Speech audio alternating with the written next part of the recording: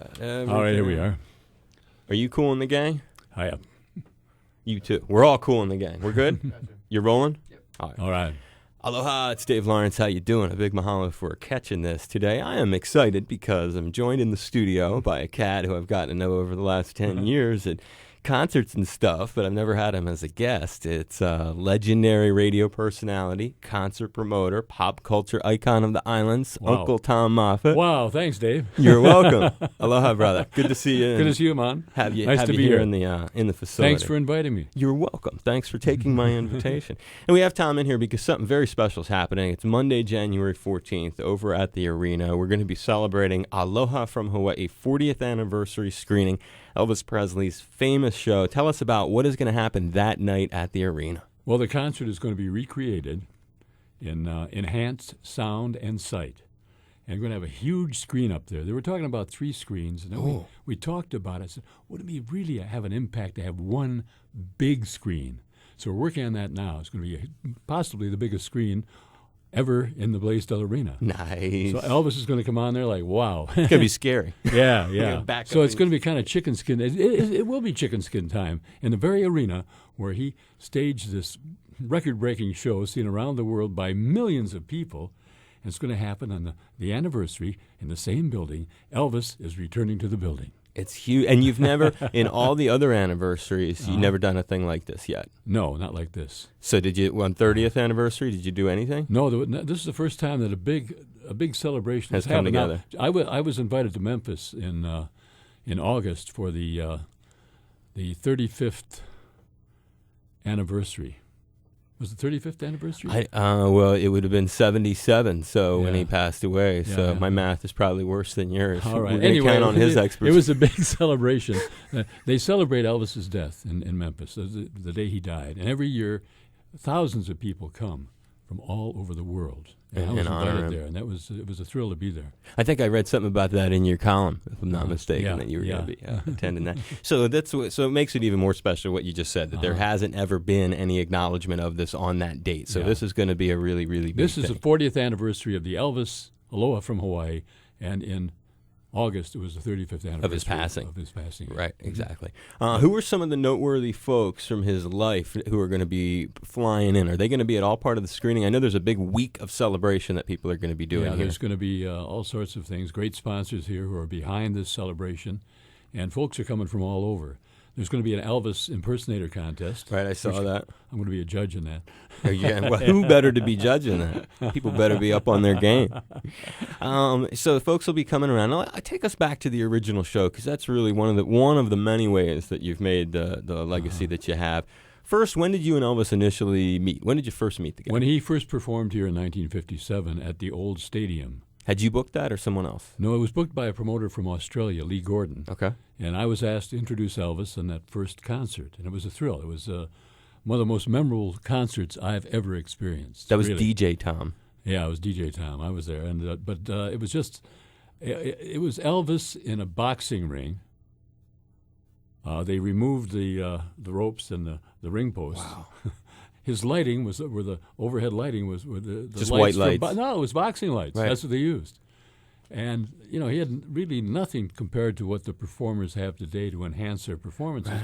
It was just Elvis, and it was something I'll never forget. It was wow. He just captivated that audience. And the last number, he did Hound Dog, and he was called back for an encore. And he came back and did a slow version of Hound Dog, and he jumped off the stage. You ain't nothing but. It was wow, but real slow, yeah. It was Chicken skin. yeah. So that was the first time that Elvis came to Hawaii in November of 1957. And then in between that and 73, how many other times did We you get came to? here for the Arizona Memorial Concert, Oh, right. Yeah. which I was very involved with Colonel Parker on that, and Ron Jacobs and I met with the Colonel, and we met with the Colonel when he enhanced or impressed or snowed the admirals of the Navy here. They all came down to his office at the Hawaiian Village, and his office was filled with paraphernalia about Elvis's latest movie and so forth. And you could see these guys came in kind of doubting. It was the brass from Pearl Harbor. Well, by the time they left, they were saluting the colonel. Right. But that's how that whole fundraiser came around to raise money for the Arizona Memorial, and that was at Block Arena at Pearl Harbor. Then Elvis filmed Blue Hawaii at the same time. He came in, and he just gotten out of the Army. And this was the first concert, real big concert that he did. And that all came about because the Colonel came here on a vacation a year or so before. And Ron and I were talking to him. He said, look, if you guys can get, I don't know, it was 20,000 signatures or something like that. This was in 1950. Well, the station went on the air in 1959. But it was probably about 1960. And the Colonel said, if you guys can get this many signatures. Right. Well, Alamona Center just opened. So we got a big teletype roll. You know, AP and UP used, and the news came in and printed on these rolls. So we put one of these rolls over to Alamona Center. We got more than the needed signatures. Yeah. So that's how Elvis. It all came about. That's why Elvis came to Hawaii to do that concert. Wow, that is huge. Yeah. And so when you mentioned it briefly, but the infrastructure changes that have gone on in concerts, you've watched the real change between just playing in a boxing ring with the lights in the arena all the way up to the Stones sort of extravaganzas that you put on. Talk a little bit about what kind of unique infrastructure you can remember was inside the arena that night in '73 for this thing. Well, it was good. You could see it on the telecast. I watched that telecast. I watched the show every once in a while, and I'm amazed at how it came off, how well it came off, how well it was photographed. Right. And they had a lot of production there. They had a They lot did. of great lights, and they have overhead flashing things with Elvis neon signs over the stage, and they did a lot of production on that. And Marty Pacetta, one of the great TV directors, directed this show, and we'll see it on the 14th. And then shot out, the thing that made it really historic, too, was the satellite aspect of it, right? Yes. I mean, nothing like that had ever been done. Never. And that was the Colonel's idea to do this. And, you know, Elvis hadn't appeared in a lot of countries, and a lot of countries wanted Elvis to come and perform there. So the Colonel put it all together. And So that was the driver for the satellite thing, you're saying? oh, yeah. I think that the Colonel wanted Elvis to be seen all over the world. And Right. that was it, the worldwide telecast. Yeah, it went way beyond nationwide, worldwide. Yeah, it was, yeah. And so you saw him from boxing ring with no production to Yeah. 73 with what at the time must have seemed like incredible production. It wasn't. You couldn't do that much at Block Arena, Right. if you've ever been there. Right. But that's where it was held because it was a fundraiser for the Arizona Memorial. Right. And that's about as close as the Arizona Memorial or the Arizona you could get at that time to put on a big show, and even now. So it was just going from the stadium and then to Block Arena. And To then, the arena. Wow. Then to the arena with this show that was, wow, it was just something. We're all really looking forward to that. And the connection to Hawaii, you probably more than anyone were able to see Elvis's personal connection to the state. Anything that you can recall, especially maybe from that night of him walking around or the ways that he bonded with the islands? Well, it's all began in 1957 when he appeared here the first time. And he just, I did an interview with him, and he was in Germany. I had one of the few interviews, and I was a good friend with Colonel Parker. So it was a phoner. Yeah, I did a phoner, and I had a clear line. Wow, it was it was like he was in the next room.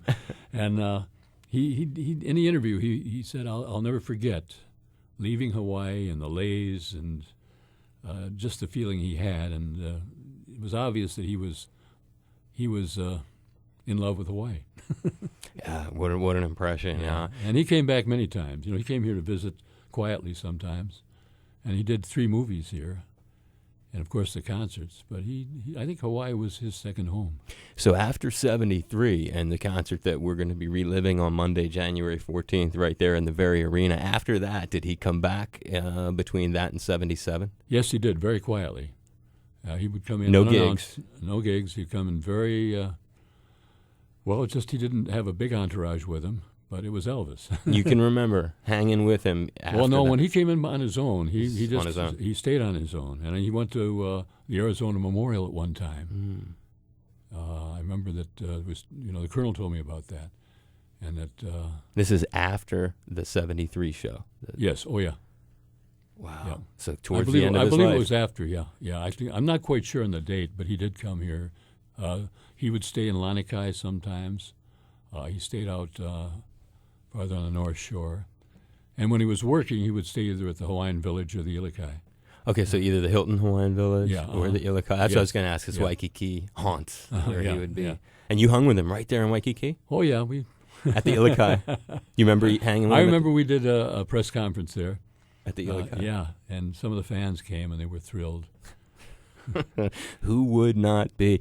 Special footage that is, I heard, filmed just for this event. What's up with that? I don't know what's going to be. That's a surprise. just some bonus. Yeah, All right. So yeah. you're even going to have some surprises. Oh, yeah, I'm looking even forward to Uncle it. Tom is going to be hanging on the edge of his seat. It's going to be a great week, and that's going to be the highlight of the whole week is the 14th of January. That's it. It's the big ramp up. In the arena. When I was looking at the website, I guess it's elvis.com/aloha, they have a whole segment about it. And you're right. They have a rundown for all the activities. They're selling like a whole package of folks who are coming here for a week, the hardcore Elvis fans. And that is, your show is that's it. That's the climax to the whole baby. Uh-huh. How does Kauai factor into this week? Is there anything that's going to happen to acknowledge the significance that island has played? Well, Kauai, I went over a few weeks ago to Did a Kauai, thing, right. and they had a special showing of Blue Hawaii there. It's the anniversary of the showing on the Garden Islands. UMC it or something? No, I was just there. hanging Ron out. Wiley was the MC, but I got up and spoke, and Okay. I talked about the Arizona Memorial Concert. I talked about some of the things that happened around the filming of Blue Hawaii. Right, And right. it was-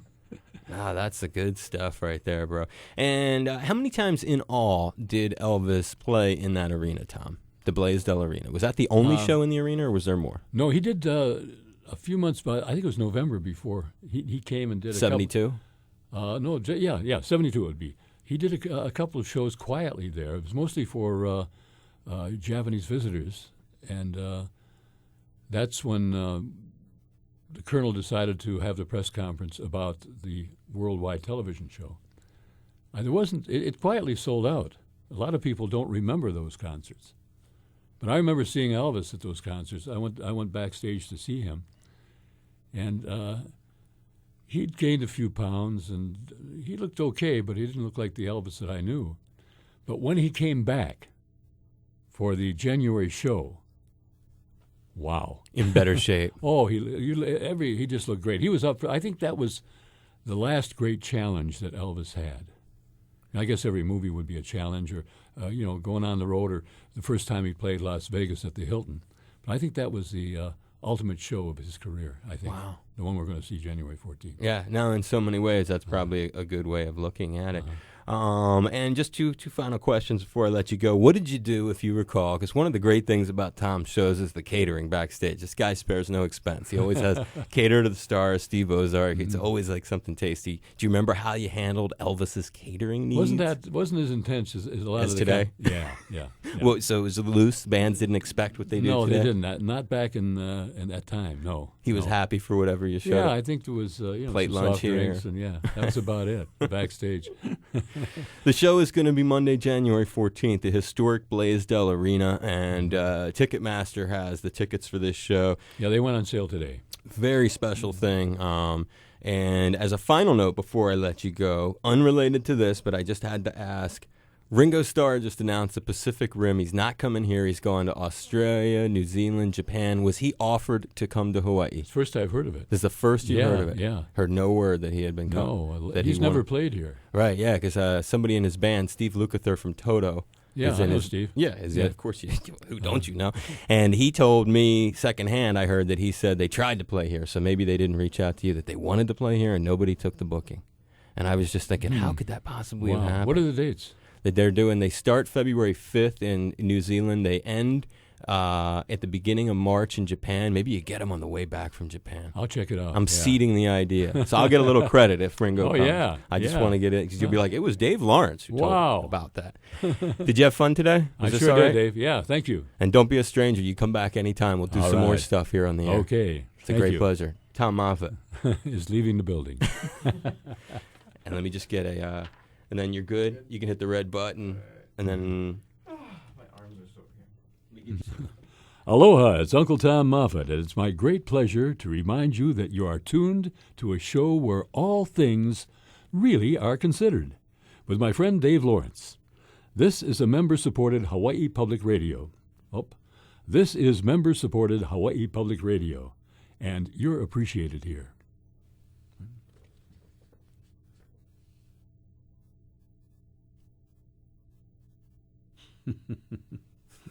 I'm like I say, little bugger. This guy was even born, all right. You and I are tuned to our good friend Dave Lawrence, and I'm finally getting my chance to say those magic words myself. Hey, Brother Dave, let's make it a Moffatt favorite. 420. Moffatt flavored. Okay, yeah. Okay.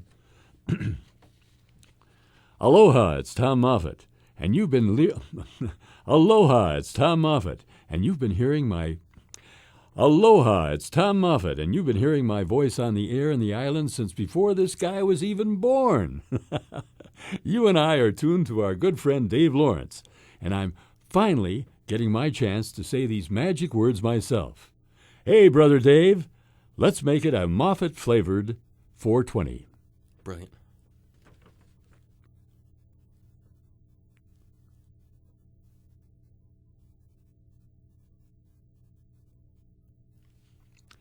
Aloha, it's Uncle Tom Moffatt, and there's no place I'd rather be than kicking back and enjoying the show with my friend Dave Lawrence. Keep on rocking, keep on rocking, Brother Dave. Keep on rocking, Brother Dave. Can't get the radio guy out of you. Such a pro. Wait. Keep on rocking, Brother Dave. Keep on rocking, Brother Dave.